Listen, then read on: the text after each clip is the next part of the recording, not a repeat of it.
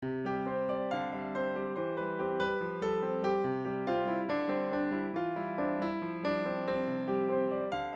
everybody, and welcome back to the Spontaneous Brilliance Podcast. I'm so glad you're here at this time because I want to talk about time. I've been thinking about time a lot lately. I've been thinking about now a lot lately. And ironically, last week, I was asked to speak. And I was asked on a Wednesday night to speak on the next Sunday morning, the following Sunday morning. And my first initial response was, have I got enough time? And I thought that was ironic, and so did my daughter, who was with me at the time, because she just looked at me and kind of tilted her head like, seriously?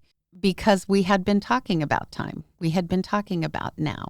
We had been talking about our relationship to the present moment. And so she found just as much irony as I did in that moment. So I want to talk about time. I have a friend, Scotty Mack, and years ago, about 20 years ago now, which, speaking of time, seems like yesterday, but about 20 years ago now, he gave me a clock. And it's a clock that he handmade, and it's kind of Art Deco, and everywhere around the clock face that there should be a number for the time, it says now. And it hangs in our family room. And so I love that clock because whenever you look up, every time is now.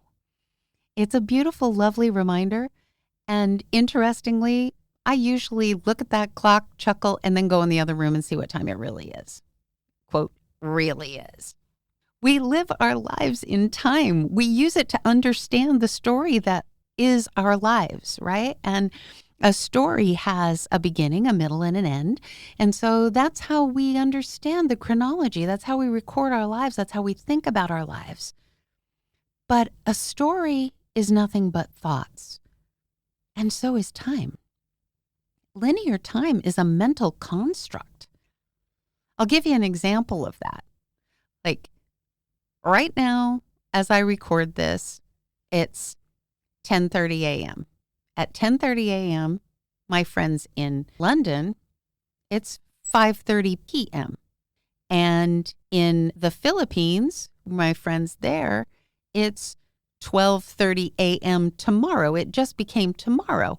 And then for my friend, my bestie in Australia, Lisa, it's 2:30 a.m. tomorrow. Lisa has joked with me for a really long time, well over 20 years, that she lives in my future because she does. She's always a day ahead of me. She's always way ahead of me. She's always wishing me happy birthday on the day for me before my birthday, but she tells me that's my problem because I missed my own birthday in her world. But which of those is now? Which of those times? If somebody's 7 hours ahead of me or 16 hours ahead of me in our chronological time, the way we look at it on the world clock, which of those moments is now, right? And for some people, they're in the dark. Some people the sun is just rising. What does that mean? And still, no matter what time it is, does that mean that those people that are 16 hours ahead of me have less time than I do in the rest of their life? What does that mean that we don't have enough time? I think the concept of not enough time means we are not enjoying, respecting, honoring, and fully living whatever moment we are currently in, this moment. We spend most of our time judging.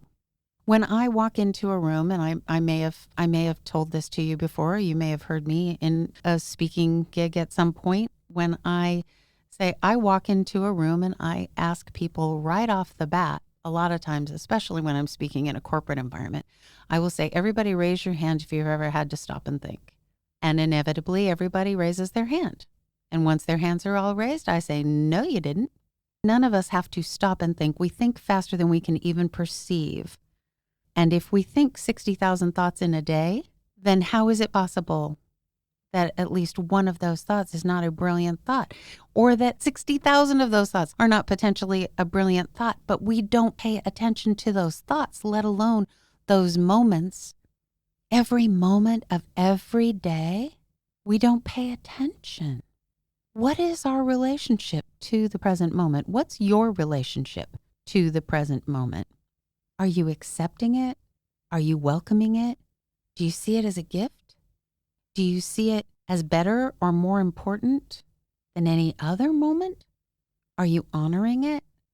Are you blaming it? What is this present moment? For me, it's where the magic, the bliss, the joy exists, because this is the only thing that truly exists is right now. And as soon as it happens, it's only a thought. And before it happens, it's only a thought. And if we spend our present moment thinking about the thoughts that are either already over with or yet to come, then we're wasting this present moment. We see time, we see our lives, we see everything in terms of not single present moments, but in blocks of time, in events, which are just strings of moments. I have spent my life in theater, as most or all of you know, and I've been teaching improv forever. And my philosophy is that this is the great stage of life, and that we apply acting and improvisation rules in order to have a successful performance on the great stage of life, because life is a 24/7 improv. And so rules of improvisation like offering, accepting, and not blocking are what get us through a successful performance here. Well, improvisation is learned present moment thinking. It's about learning to make an offer and accept the offer in each and every present moment. We're all players on the great stage of life. And like actors, we have 100% responsibility for our choices, but we forget or don't realize that that means our choice in every moment. Every moment is our response-ability. Every moment is an important, precious moment. It has the power, the wonder, the bliss, the joy, the love that we infuse it with, or the anger, the hostility, the resentment, the frustration that we infuse it with. It's a choice. It's all a choice. Eckhart Tolle says, and I'm paraphrasing this, but essentially he says that if we have pain in the present moment, then it's because our consciousness is in the future or in the past. Because in the present moment, we have no problem. We can only attach to a problem by attaching our consciousness to the past or the future. Memories or imaginings, our past is our memories. Our thoughts about the past are our memories. And our future is just our imaginings of those future moments.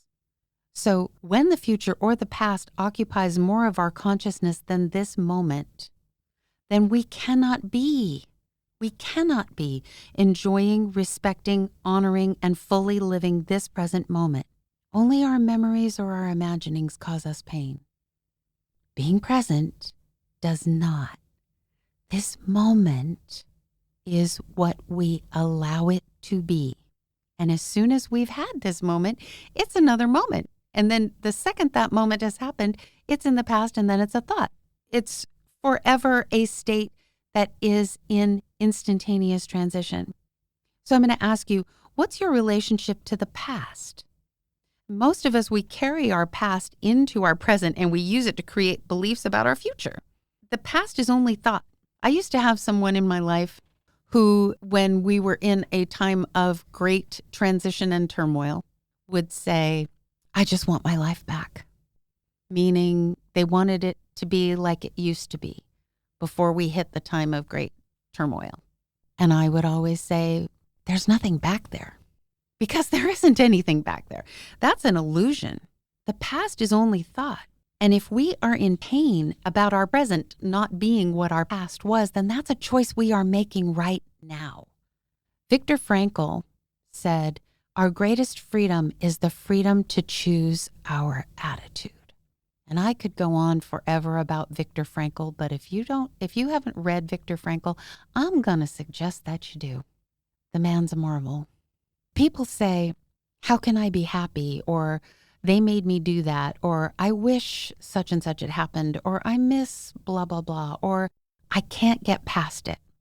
That's one of my least favorite phrases about the past, because the idea I can't get past it.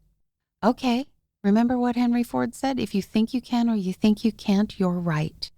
If you think you can't get past something, you can't get over something, you can't move on, you can't. If you think you can, you're already past it. It's an illusion to believe that the past is controlling or has a power in your life. Like Alan Watts said, the wake is not powering the ship. The wake is just that illusion, the ripples in the water left behind. It's not what's powering the ship. Your past is not what's driving you. If it is, that's a choice. But see, in a way, it's comforting because y'all know how I feel about why. And the past is a great, big, giant, massive why. We love it when our past justifies our present. It makes us not responsible for the present moment. Or it makes us feel like we're not responsible for the present moment. But newsflash, hello, we are always response-able. We are always responsible for our responses in every present moment. We are able to respond. We are in a complete state of choice in every moment. If the past seems to make this moment inevitable or justified or important or difficult, those are judgments, those are preconceptions, those are expectations. They are just thoughts, because the past is just a thought. Once it's happened, it's just a thought.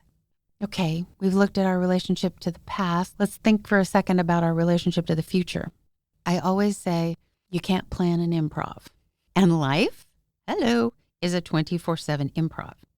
Now, you can't plan an improv doesn't mean we don't plan life, because you can prepare for an improv. You can have an intention, but you can't control it. That's what I mean by you can't plan an improv. You can't control it, because then it's not an improv. So we plan, we have goals, we acknowledge our desires and our inspirations, and we act on those inspirations. We definitely take action, but we can't be attached to the outcome. There is a funny phenomenon in improv and in life that the more attached we are to the outcome, the more we block. The more worried we are about the outcome, the more judgmental and fearful we become, and the less likely we are to let the future be. We try to control the future. We try to make sure that the future happens in alignment with our plan. And then we're just blocking our butts off trying to make sure that our plan comes to fruition. And the problem is that while we're blocking, we're completely ignoring all the present moments. We're completely ignoring all the gifts that are coming to us. We're completely missing everything that could be. The only way to prepare for the future is by getting used to the fact that we are already there. I have a lovely, wonderful friend, Dr. Robert Barry. He's a psychologist and therapist, and he has lots of wonderful, beautiful, glorious teachings and ideas. But my favorite thing that Dr. Robert Barry says is he says, you cannot take action in the future. And then he demonstrates it. And so I'm going to demonstrate it to you right now. And you're going to help me. You ready? Okay. Because you can't see me, you're going to have to do this with me. All right? We are all going to take a step to our left. Or if you're sitting, just scoot to your left. Okay? We're all going to do that in 10 seconds. You ready? Okay. Everybody move to your left in 10 seconds. 1, 2, 3, 4, 5, 6, 7, 8, 9, 10. Left. Did you do that in the future? No. Because by the time you do it, it's the present. And now that we're talking about it, it's the past. You can't take action in the future. By the time you get there, it's your present. The future is just a thought. So, how do we repair our relationship with the present moment? We have to be willing to accept and not block this present moment. We have to say yes and to this moment. We have to notice that this moment is a gift. We have to go past yes and, right? Which is our little theater game that we play, our little improv game that we play to remind us to accept. We say yes to this present moment, and we say and to remind us to offer into this present moment. But we take it one step past that and we accept this moment with gratitude. So we say, yes, thank you for the gift. And what if you treat each moment as the ultimate gift, the absolute ultimate, most supreme gift? And what I mean by that is, what if you can say about every moment, this moment right here, this is the moment I incarnated for. This is the reason I'm here. I am choosing this as my life in this moment. I am consciously choosing this moment. Can you imagine stopping yourself, however many moments there are in a day, every moment, and checking to see, am I living my purpose full out in this moment? Is this the moment I incarnated for? This is the reason I'm here, this moment. I can think of lots of moments in my day when I'd probably be not really sure that was true. If I'm watching an episode of a show, even as much as I love Dick Van Dyke, I was raised on Dick Van Dyke episodes, you guys, but I've seen every Dick Van Dyke episode at least conservatively every episode 10 times. It's a lot more than that, but let's say it's 10 times. So anytime I'm watching a Dick Van Dyke episode, is that the moment that I incarnated for? Doesn't mean I can't choose to enjoy it again sometimes. But when am I giving up my present moment to just play around in my past? Doesn't mean that's bad all the time. Doesn't mean it's bad anytime. But it is a choice. It is a choice not to embrace this present moment. And if I can't say, this is the moment I incarnated for, then maybe I want to relook at that. If I can't say, this moment is the reason I am here, this is how I'm choosing to live my life in this present moment. This is how I'm choosing to show up as a conscious creator right now. We're not controlled by time. We're just not. We're not victims of our past, and we are not powerless toward our future. We determine it all. We are creating this story. We are writing this story with a beginning, a middle, and an end, one moment at a time. Each moment of our story has the power that we give it. This moment is magical. This moment, right now, we are in the magic of this present moment. Mike Dooley says, we are in a field of infinite possibilities. Yeah. We have infinite possibilities in every single moment. And Mike Dooley also says, thoughts become things. Choose the good ones. And if we always give our full attention to the moment we're in, the magic is that the rest of it will take care of itself. So let's make a pact right now to always give our full attention to honoring and to living fully in each present moment. All right, my friends, thank you again for coming and joining me for these thought meanderings in the world of spontaneous brilliance. And like always, I'm going to remind you that soon we are going to start having some conversations around these ideas. So if you would like to talk about these ideas, then please email us at podcast@spontaneousbrilliance.com. And we will get you on here to chat with me about these very ideas or some other ideas. All right. So have a beautiful, glorious, blessing-filled week. Take care.